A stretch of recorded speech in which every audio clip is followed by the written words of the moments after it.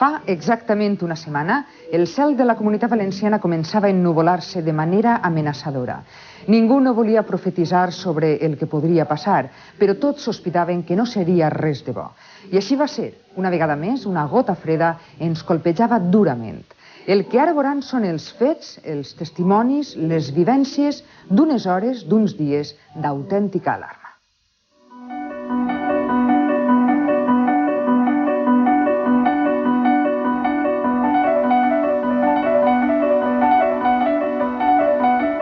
El problema sí al pantà de Maria Jesús. Ah, sí, al riu Palància. Han hagut de desallotjar les seves cases.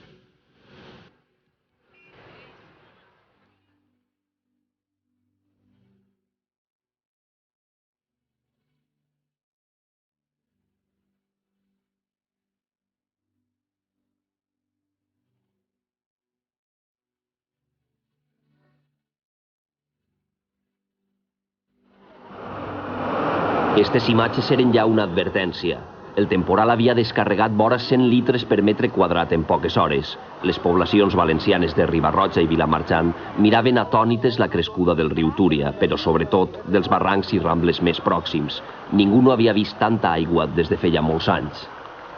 No se puede pasar. Se pueden bajar, pueden venir los turismos para acá, pero no se puede subir porque hay una pendiente así y baja 1 metro de agua.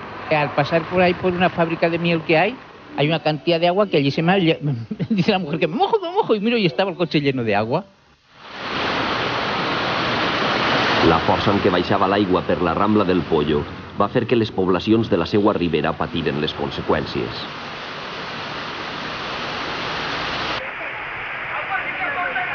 Este era el moment en què el barranc se n'eixia al terme de Catarroja, a l'Horta Sud. Carrers negats, greus problemes en les comunicacions i inquietud pel que poguera passar en les pròximes hores.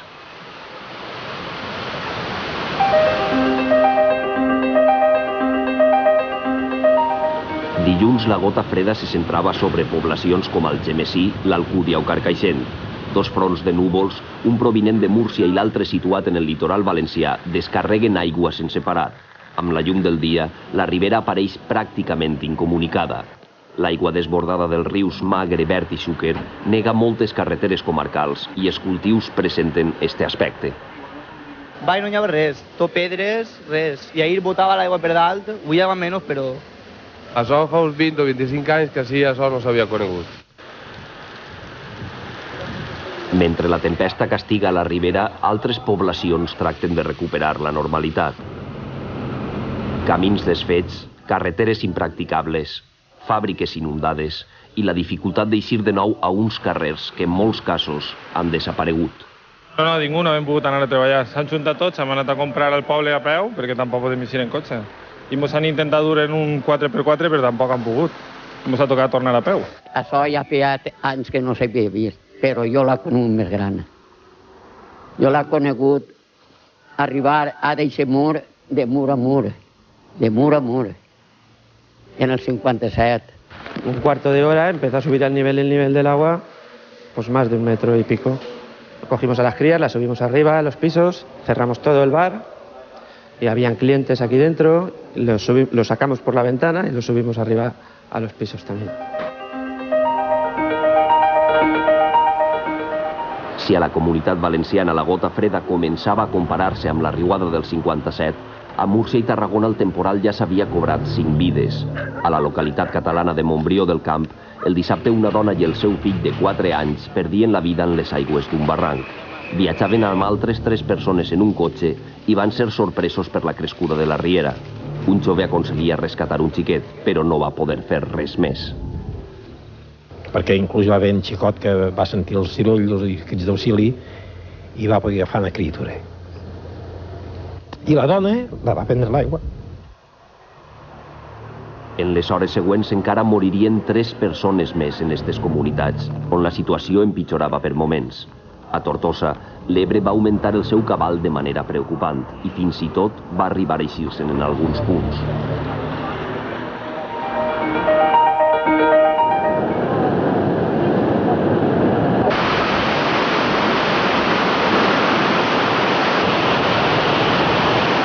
L'aigua s'ha endut la terra de baix de l'asfalt i tenim que anar trencant l'asfalt i tenim que anar arreglant una miqueta.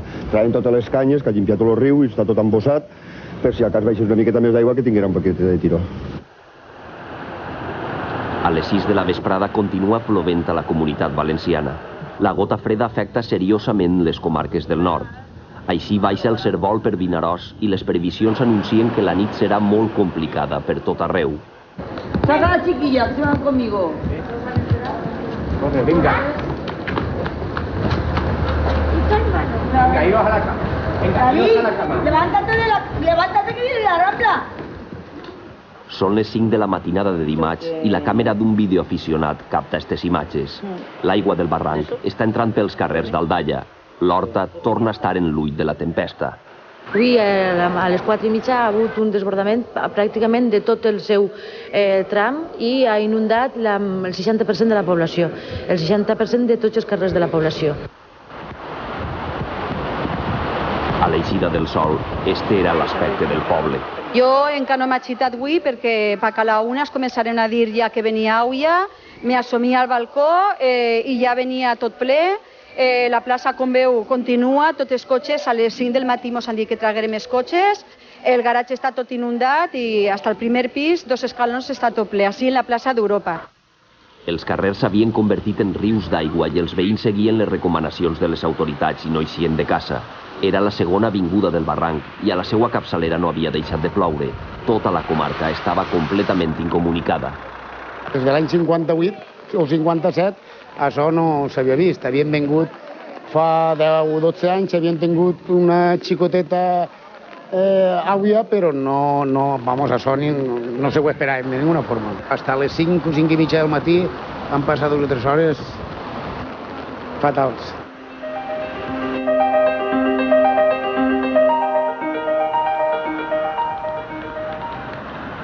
No molt lluny d'Aldaia, a la ciutat de València, la B30 mostrava els efectes de la pluja. Cues inacabables de vehicles que es repetien en l'autopista A3 i en infinitat de carreteres de tota la comunitat. La circulació estava col·lapsada en les 3 províncies.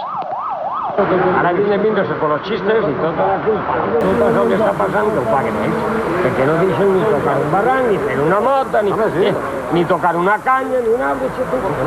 Hasta aquí n'estem a arribar. Això si no ho fan ni el neteixen, ni ho fan ben fondo, i fan d'això les murós, com en el riu de València no faran res. Hores després de la segona riuada, a Catarroja ha sorgit la polèmica. Tot el món mira el barranc i no s'explica per què encara no s'han fet les obres de canalització. Estan aprovades des de fa temps, però la protesta dels grups ecologistes ha paralitzat la seva execució. És un tema que fa 2 anys que tenia que haver iniciat. Per problemes en el món dels ecologistes que jo respecte no s'ha començat, però ja està bé. Primer som les persones, les vides de les persones i els béns, i després tot lo demás. Hay actuaciones en el territorio valenciano que han estado bien pensadas, bien fundamentadas, como por ejemplo el Plan Sur de Valencia. La ciudad de Valencia con el río Turia tenía un riesgo muy evidente. En el año 57 se puso de manifiesto y en esta ocasión, gracias a la desviación del Plan Sur, del nuevo cauce del Turia, pues se ha salvado lo que podía haber sido de nuevo un episodio de inundaciones en la ciudad de Valencia. Precisament la falta d'una bona adequació del barranc va fer que alguns barris de Catarroja presentaren aquest aspecte. A la Rambleta, l'aigua s'ho va emportar tot al seu pas i va convertir els soterranis en autèntiques trampes. En este aparcament, els veïns buscaven el que quedava dels seus vehicles, soterrats per l'aigua i el fang. Si és que el barranc vingués l'aigua, tota l'aigua per ahir, per culpa d'este solar de no estar ballat en condicions com toca, que es va ja fa temps, fa uns anys, se va fer la primera denúncia a l'Ajuntament i no se va fer cas del que n'hi havia molt de perillas en este solar, se mos cremat i resulta que l'aigua mos entra per ahí per no haver estat ballat, se va plenar tot este fosso i de la pressió que va fer l'aigua, per una mala construcció d'este mur, rebentar i se mos colà tota l'aigua dins del pàrquing de Col. Catarroja continua alerta. Els veïns no han pogut descansar encara des de diumenge passat. El barranc de Xiva, al seu pas per esta població de l'Horta Sud, s'ha desbordat ja en 2 ocasions i amenaça tornar-ho a fer en les pròximes hores. Esta passada matinada una gran llengua d'aigua ha desbordat el llit del barranc i ha inundat una part del poble i el polígon industrial. la policia i els bombers han hagut d'actuar per tal de rescatar a una família que havia quedat atrapada en una casa de camp. Han vingut este matí la policia per nosaltres? Sí, això sí que ho he dit. El cotxe que està tombat per allà, que ha fet una zanja i l'àvia que corria per aquí, el cotxe s'ha tombat i jo no he fet el cotxe. Els guàrdies s'han quedat allí i diu que no passem, així a peu com siga, que el cotxe no entra així. Eren les 9 del matí quan la policia aconseguia accedir a esta casa de camp, situada al terme de Catarroja. Així, Miquel i la seva família els esperaven amb angoixa. L'aigua arriba a pujar de matinada més de mig metre i el seu ramat passava ofegat pel seu costat. Ha sigut un desespero, perquè no sabíem ja si anar-se'n a peu, no anar-se'n, si per allà era millor o era pitjor per allà, no sabíem on pegar, la veritat que sona. Perquè era una corrent enorme el que duia l'àvia. Pareixia que estaves dins del barranc.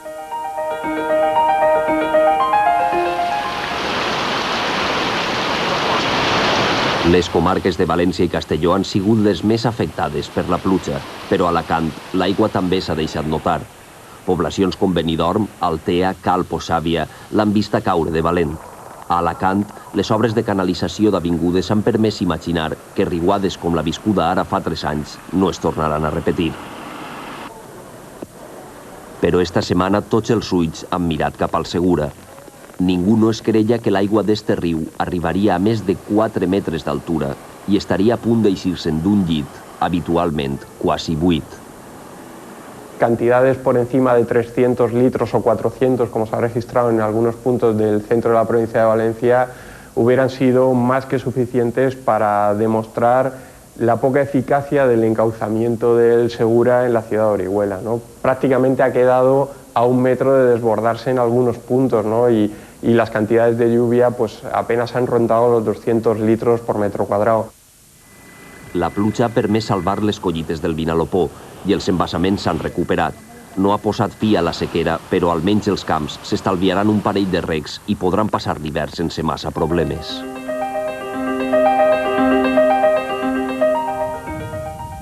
On sí que s'han omplit els pantans ha sigut a Castelló. Molt prop està el d'Ull de Cona. Així estava l'embassament abans que començara a ploure i dimarts ja es feia necessari deixar anar l'aigua. La solta feia que el Cervol baixara d'esta manera a Vinaròs. S'enduia per davant tot el que li barrava al seu pas i els ponts de la ciutat se li quedaven xicotets. Era una de les imatges més espectaculars fins al moment, que sense cap mena de dubte es recordarà durant molts anys en esta població del Baix Maestrat.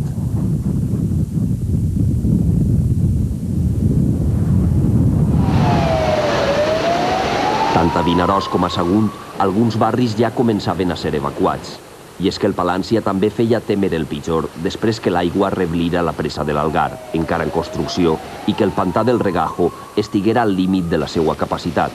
Els veïns dels barris de Sant Josep i el Metall de Sagunt eren avisats de la crescuda del riu. Ens han dit que desalojarem perquè segurament vindria més a baixar d'aigua. Yo jamás, yo no lo había visto en esta situación que está este río, jamás en la vida.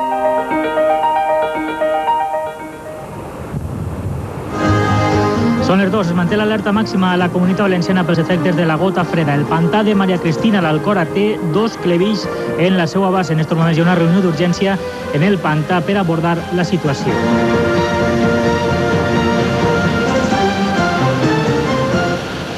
Era el moment més crític de la setmana. Feia poques hores, la presa situada al terme de l'Alcora s'havia clevillat. Ho havia fet al costat d'un vell conducte obstruït que havia cedit per la pressió. Un reguer d'aigua feia temer el pitjor, encara que les autoritats demanaven calma. La presa es va construir als anys 20 i té 50 metres d'alçària, però es quedava minúscula davant el cabal de l'avinguda, que cada vegada augmentava més el seu volum. Els responsables del pantà ja havien decidit començar a amollar aigua, un gran torrent desbocat que baixava perillosament pel llit del Millars. Las primeras palabras son de tranquilidad absoluta, no hay peligro en estos momentos, no hay peligro inminente como para poder determinar que la presa se va a romper y que va a haber un desbordamiento a niveles catastróficos. Són les 7, el pantà de Maria Cristina comença a desbordar-se. L'aigua entra a l'embassament a raó de 1.000 metres cúbics i sol pot desallotjar-ne 600 metres cúbics en el mateix temps. Havia sonat l'alerta en la ribera del Millars. El desbordament de la presa va provocar la mobilització de pobles com Vila-real, Burriana o Almassora. Al pas per esta última localitat, la més pròxima a l'embassament, el riu presentava un aspecte amenaçador i es van evacuar desenes de fàbriques i vivendes. En estos moments estem tot malament al sud. N'hi ha molta aigua i està plovent molt i el pantà no pot reventar, d'ací un rato se pot reventar, ¿no? Pues més por que menos, perquè jo no me voy a pasar y estoy ahora que... Tampoc, que lo que pugui passar. Era el fantasma de Tous. La riuada del 82 estava en la ment de tots. Les autoritats negaven que la presa poguera rebentar, però entre els veïns circulaven informacions contradictòries. Els esperava una nit de nervis, rumors i confusió. Yo, mira, de momento he subido a dormir a mi padre arriba, por si acaso, por lo menos al primer piso si no llega, porque si nos levantamos y está él flotando por el agua, pues no me gustaría. Un xiquet con ell m'ha avisat i m'ho ha dit que estem alerta per lo que puga passar. I on te'n vas? On te'n vas? Si està tot igual. Se ruega a todos los vecinos que en previsión de una posible crecida del río de esta noche se dirijan al domicilio de algún familiar o amigo fuera del barrio, si pueden por sus medios, y si carecen de medios o no tienen dónde ir, en la Plaza Bora Río habrán autobuses que les llevarán al centro social del antiguo sanatorio. Allí podrán pasar la noche. Es por prevención, a lo mejor no pasa nada, pero más vale prevenir que catástrofe. Muchas gracias. A banda del Millars, el Palància era l'altre punt calent de la nit. A Sagunt i la seua rodalia, més de 2.500 persones també foren evacuades. Els embassaments de l'Algar i el Regajo estaven desbordats i per uns moments es va temer el pitjor. Tot i això, hi havia gent que no volia deixar les seues cases. Y yo le he dicho que yo no me iba de mi casa. Bajo mi responsabilidad, si quería quedarme, me podía quedar. La llum del dia feia desaparèixer els fantasmes de la pantanada. La presa de Maria Cristina estava fora de perill. El Clevill havia aguantat i l'aigua ja estava per davall dels nivells màxims. A Almassora, la gent tornava a les seues cases.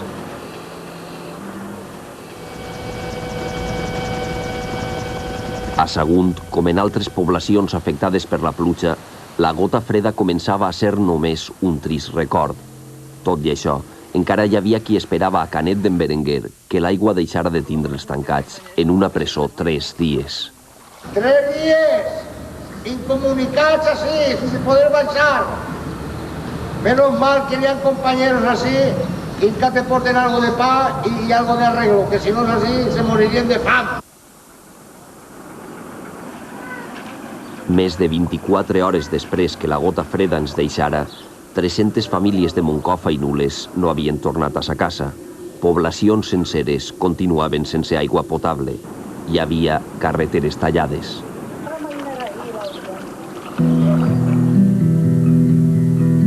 Però la Comunitat Valenciana recuperava la normalitat entre el fang.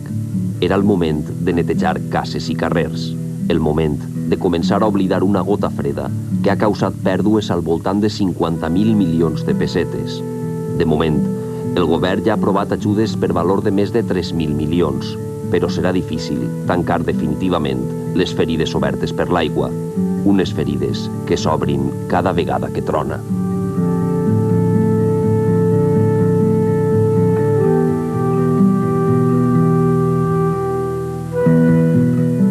de Madrid s'ha tenyit de sang i els veïns d'esta populosa